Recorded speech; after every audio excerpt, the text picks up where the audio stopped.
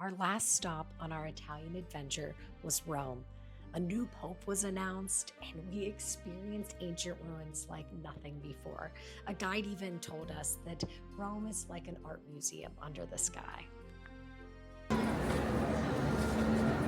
There it is.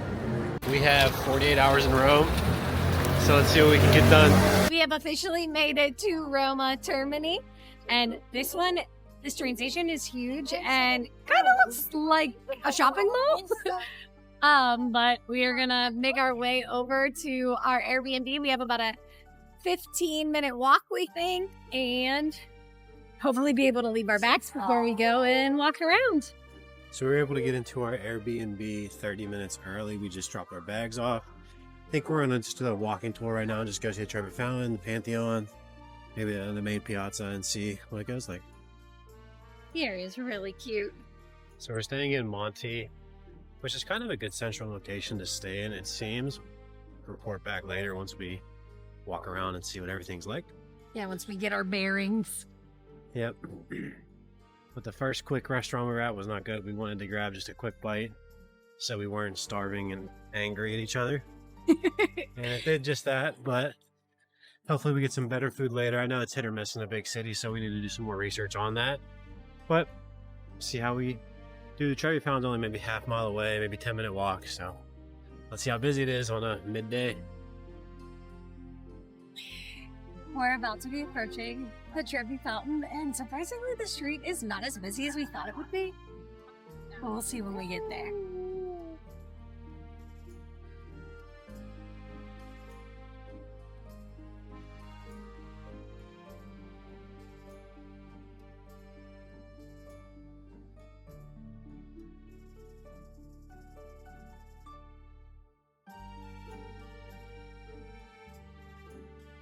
And in fact, it is really busy. It's not too busy though. There's room. You can get on the wall and look at it pretty close. We don't know that we can throw a coin in from here, so we might have to come back, but it's very beautiful. The Trevi Fountain stands at 86 feet tall and was actually completed in 1762. Now, we were also reading that 1.4 million euro annually is tossed into the fountain based on the tradition that if you toss a coin in, you'll return to Rome. But this is actually collected for a local Catholic charity to help with social programs, which, I mean, I'm always for throwing a coin in a fountain, but that made me feel just a little bit better about it. That's awesome. If you are coming to the Trevi Fountain, there is actually a line that you can get in to go to the lower level. So of course you can come up and go to the right of the fountain. There is less crowds, but that's what it's in the sunshine if you're here in the afternoon. But if you're here in the morning, I'm sure that those sides are probably fine. And if you're looking to get a little closer to throw that coin in, which we were able to do it from the second level, I'm not sure if we were allowed to. There's actually an entrance that will move like you're in a Disney or park line to let you go down and do some switchbacks to let you right in front of the house. We were walking from the Trevi Fountain to the Pantheon and we stumbled across the city building, which I don't think I've ever seen pictured. But I think this is actually beautiful. I think it looks better than the Trevi Fountain. I mean, there's probably not as much historic value to it, but the structure itself is just huge, and just the size of it makes it so interesting to me. There's even statues over here. Like, I feel like everywhere you turn around this building, there's another more detailed group of statues. Yeah. It's actually built for King Victor Emmanuel II in the 1800s, late 1800s. And it's a beautiful building. Something was on our list. We might check out to see if we can go inside. It says it's only 18 euros. So I'm sure the inside has to be just as beautiful. I might look it up tonight and do it tomorrow in our 48 hours here. So I think we're going to walk around here and see what it looks like on the other side before we head to the Pantheon and have a slight detour. When in Rome. It started to be built in the 1800s. It's a lot newer than a lot of things that we see here in Rome and in Italy in general. For any parents wondering what kind of stroller we are using to navigate Italy, we are using a QB Pocket All City Terrain.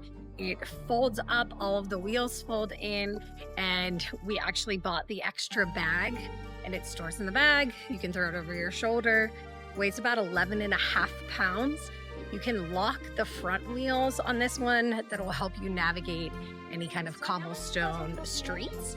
And I have to say, it has been a fantastic purchase and definitely recommend it for anyone traveling to Europe.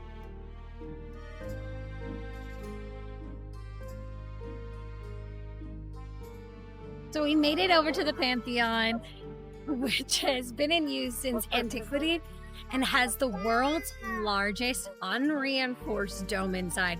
We don't have tickets to go in today. There is a quite long line.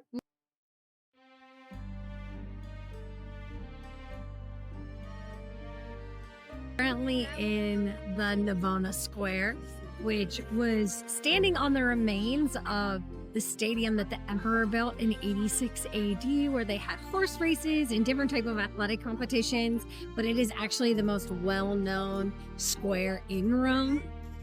And again, it's beautiful. One of our guides when we were in Sorrento actually referred to Rome as an art museum under the sky, which is just very poetic, but I have to agree, and we have not been here. I just imagine for how long it is. They used to do the horse races when they had the big, like, sword or whatever you call it. They would, like, run at each other and just push them off the horse. Yes. It's good to imagine you see it like, up on the hills or something, and that would be chic to see here. Not javelin. Oh my god, I can't think of what it's called. What you're talking about. The Pantheon was originally a temple for all Roman gods, even though Pantheon is technically a word from the Greek.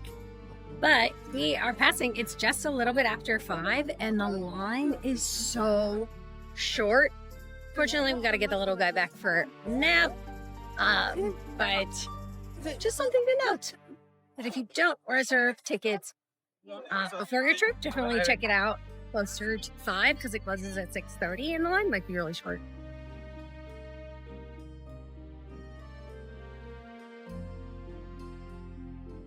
So we are staying in the Monte district in Rome, and we had read a lot about Trieste, this pizza place, and they have some very good signs. But the guys were super nice inside, so we are gonna grab takeout and take it back to our Airbnb.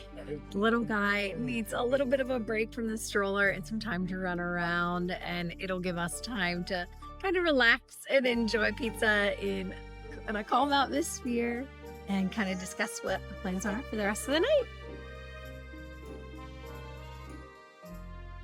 So we decided to go out for a little evening stroll.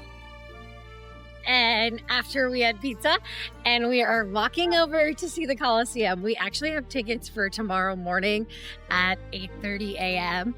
But one of the things we wanted to see was it lit up. It's not quite dark yet, but you can already tell that there are a couple lights on inside. So wanted to see what our walk would be like and what it looked like. And this is something I am so excited for. This will be Chris and I's first wonder of the world. I cannot wait for us to be able to cross out all 7, but we're excited. We can't even see the whole building, and it's already cool. Yeah, I'm really excited to see the inside of this and just the history behind it.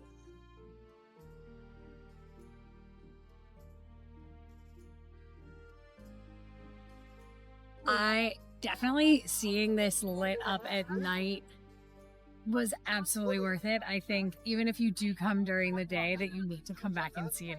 And I cannot wait to go in tomorrow. I've been reading a lot about it, so I'm excited for the tour itself. We just walked over to the Colosseum at night. We were pretty tired. Thank you. We got pizza really quickly. Takeaway, ate at the hotel. That way we could get some energy and walk to the Colosseum and see it at night. It is absolutely beautiful. I honestly didn't know what to expect. It's almost another just artifact to see in these places, but I thought it was super cool. I'm super interested in it. Like Katie said, we're going to go see it tomorrow. So let's fast forward to then. It's fascinating sightseeing. Now, strap on your touristic sword. Get ready to conquer this iconic site. The greatest symbol of the ancient Roman world, the Colosseum. Chris and I are listening to Grandpa Rick this morning. We each have an AirPod in so that we can kind of hear the tour together at the same time and be able to discuss it. If you see anything in our ears, that's what we're doing.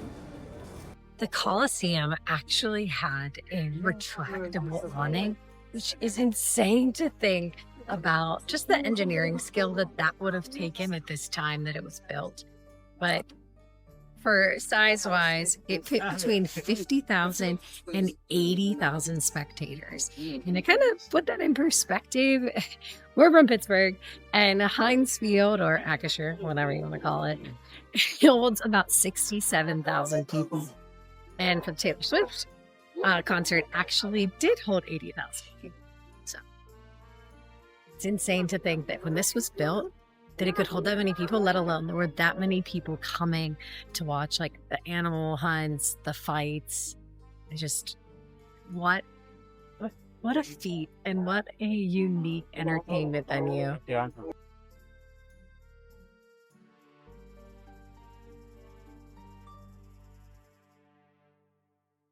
If you're bringing a stroller to the Colosseum, there is a lift so that you can get to the second floor. And next fighter we have Katie Bearline. Yes, very ferocious mother. So we made it inside the arena at the second floor. We can walk all the way around. You can actually see where you get access to the alley and through the underground and the floor access. So you can kind of see everything from right here on this main ticket package, which is really good. It's pretty crazy. You can see how it was a stadium at one point if you're into sports at all. It's pretty exciting to see. They had concession stands, souvenir cups even back in the day. So it looks pretty cool.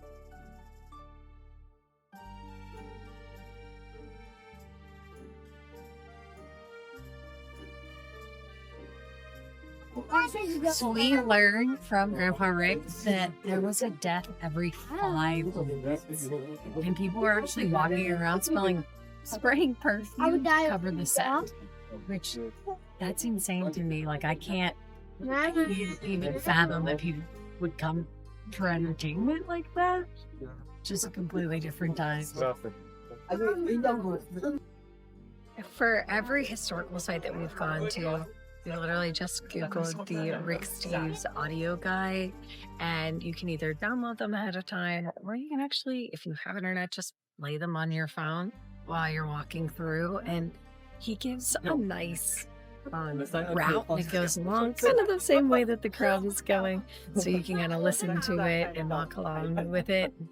I have to say, I really enjoy Grandpa Rick's commentary. Just exited the Colosseum. We took the baby route, which gave us actually a break from all the tourists. And it was some pretty good views there at the bottom level, almost like you were at the floor level. So what'd you think of that? That was an amazing way to exit. At first, I was like kind of annoyed about how they made strollers exit, but I honestly think that gave us almost what the better ticket would have given us access to. So kind of a benefit of having a sleeping baby in a stroller. Yep, worked out well. All right, where are we headed now? To the Roman Forum. Roman Forum is just right across the street, pretty much attached to the same piazza. So we're gonna head over there. Tickets are good for that for 24 hours. We're gonna see how busy that is over here and explore some of the ruins. We had a friend that was here on their honeymoon, and they told us that this was their favorite part of Rome. So. Yeah, so we're excited to see it. I think the Colosseum's super cool, just the history behind it. So I'm sure this has something similar, to maybe just a lot larger.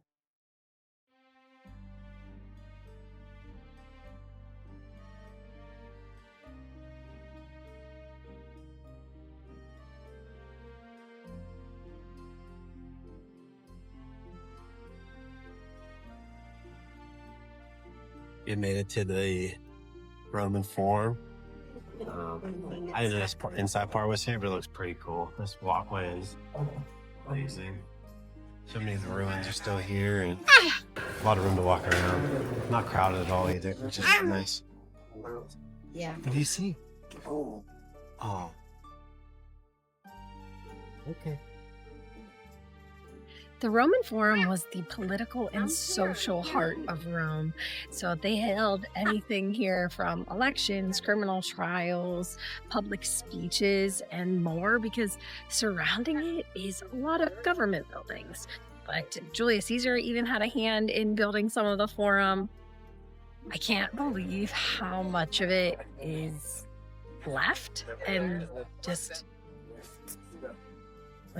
this is really cool to walk around. It's also really big.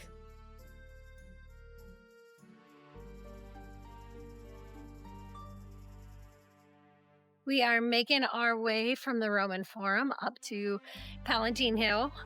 We saw a bunch of people at an overlook that looked like it was a really nice view of the Forum, so we're hoping we make it up there. I mean, it's already 12 o'clock, and we got here as soon as the Colosseum opens, so you can spend a good bit of time here. If not, maybe all day, grab dinner afterwards. That could be a complete day in Rome, and we're doing it slightly fast as well. And we're still here for 4 to 5 hours, so it's just beautiful.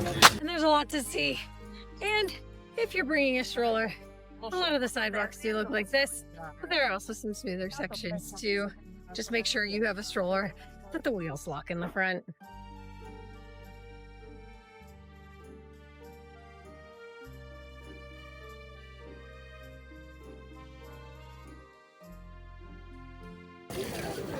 Like 20 degrees more.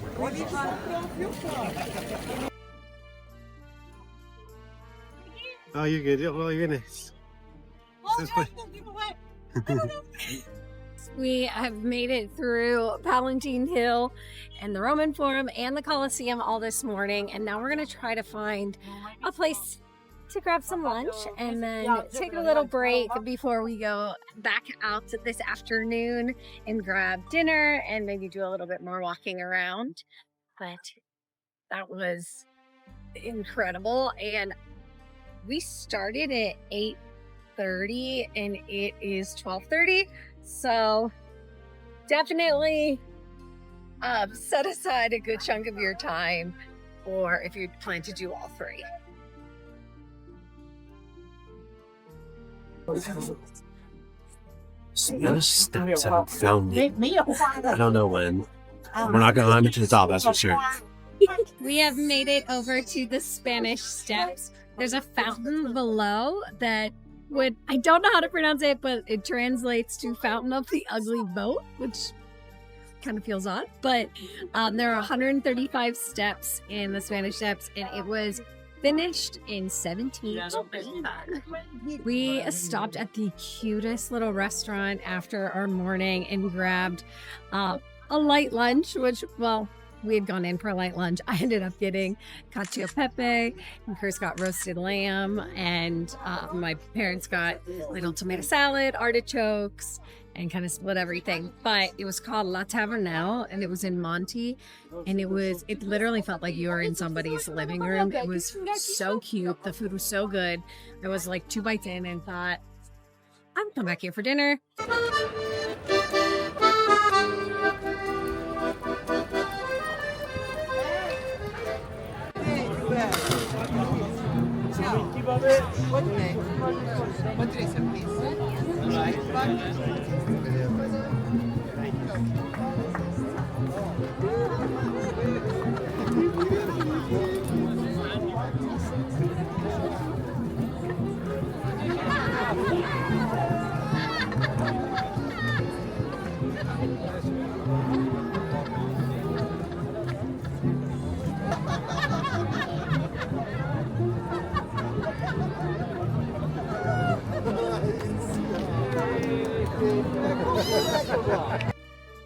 A little bit of a story time. So we stopped in this bakery to get this Meritosa, and we were walking over to the, how do you say it, Vittoriana? Yep. And all of a sudden, all of these bells start going off, and we see people running. Cars are flying. Right. Bikes are going crazy. And then all of a sudden, we see all these people in religious garb running down the street. Like, I'm talking like nuns and stuff. Okay, so Chris gets on his phone and finds out that there was white smoke that came out of the Vatican. New Pope is here. A new Pope is here. And we're in Rome. I leave tomorrow, probably the busiest day in the airport in Rome. But Well, he's gonna come out of St. Peter's Basilica and out of the window and show himself and introduce himself as the new Pope. And there's just sirens. Police are rushing to the Vatican right now. 90% of people are going the opposite way as us, which is kind of good, but it's been an experience to see, but I don't think with the baby it's something we want to do. If it was just me and Katie, we'd probably do it just for the experience. We're not too religious, but it's an experience. You have to do it. The atmosphere right now is ridiculous. I have goosebumps, and like Chris said, I'm not a religious person. It's just kind of a crazy atmosphere. We have heard nothing but sirens for probably 25 to 30 minutes. There are police racing around. So we came to La Taverna for lunch, and it was so good. So we decided to do that for dinner. So this is our last meal in Rome, and we looked up several other places in Rome. We had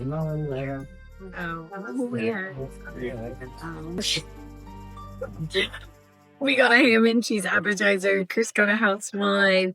We're having bread and olive oil. I have a pasta bolognese come in. Chris has a carbonara with truffle oil, and that's really delicious. Everything that was so good.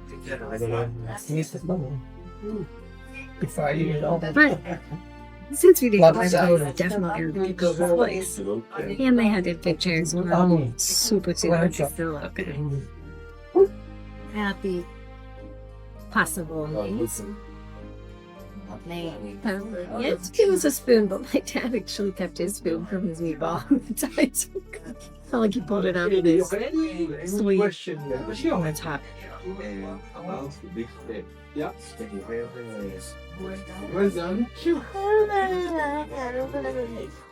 It's really good.